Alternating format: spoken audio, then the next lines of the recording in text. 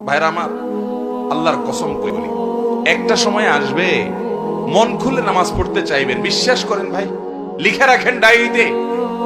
আপনাকে যদি আল্লাহ হায়াতে বাঁচিয়ে রাখেন, যুবক ভাইয়েরা, তরুণ ভাইয়েরা, একটা বয়স আসবে মনে চাইবে একটু রবকে মন খুলে সেজদা দেই, একটু লম্বা করে রুকু করি।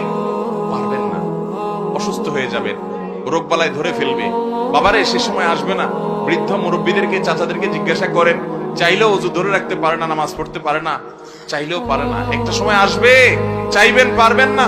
নামাজটাকে সুন্দর করেন, সময় মতো পড়েন, অনেক রাকাত নামাজ পড়বেন, নফল নামাজ পড়বেন। এটা চেয়ে উত্তম হলো ফরজটা পড়লেন, মূল সুন্নত গুলাই পড়লেন, কিন্তু ধীরস্থিরতার সাথে পড়লেন। 10 রাকাত তাড়াহুড়া করে পড়ার চাইতে 2 রাকাত আস্তে আস্তে পড়া অনেক বেশি। নামাজ সুন্দর করবেন তো ইনশাআল্লাহ।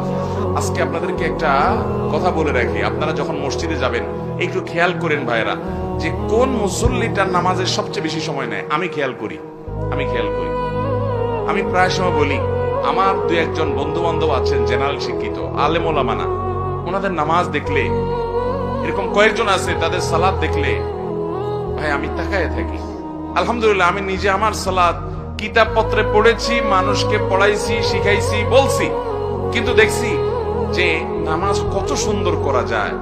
4 রাকাত নামাজ পড়তে 15 মিনিট সময়, 20 মিনিট সময় নেয়, এরকম মানুষও আমি দেখেছি।